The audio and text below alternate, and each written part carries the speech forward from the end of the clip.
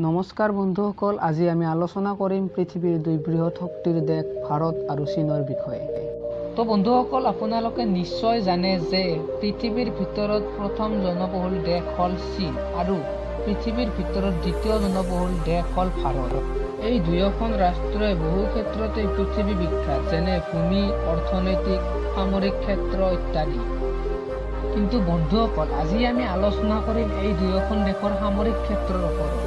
যদিহে আমি শক্তিশালী ৰাষ্ট্ৰৰ সেনাৰ ওপৰত চকু দিওঁ, তেন্তে প্ৰত্যেক দেশৰে সেনাৰ প্ৰধানকৈ 3 ভাগত ভাগ কৰিব পাৰি: স্থলসেনা, জলসেনা আৰু বায়ু সেনা। তো জানো বলক এই দুয়োখন ৰাষ্ট্ৰৰে 3 সেনাৰ বিষয়ে। তো বন্ধুসকল, প্ৰথমতে চাওক এই দুয়োখন দেশৰ স্থলসেনাৰ বিষয়ে।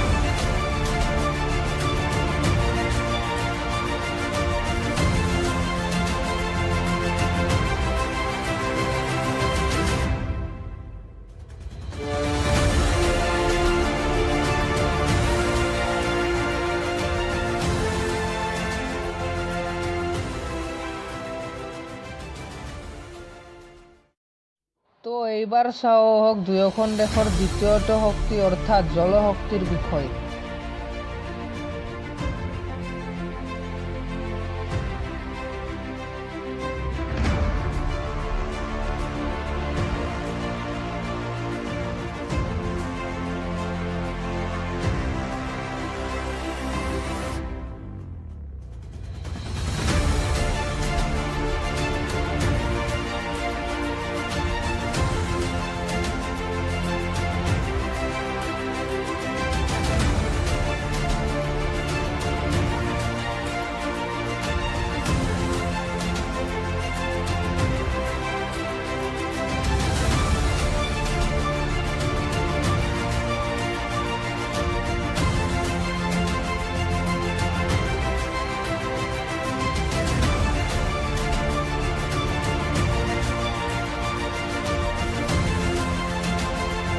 তো বন্ধুসকল, ইমান পৰে আপোনালোকে দুয়োখন দেশৰে জলশক্তি আৰু স্থলশক্তিৰ বিষয়ে নিশ্চয় জানিলে, কিন্তু এইবাৰ অন্তিমটো শক্তি অৰ্থাৎ বায়ু শক্তিৰ বিষয়ে জানো আহকচোন।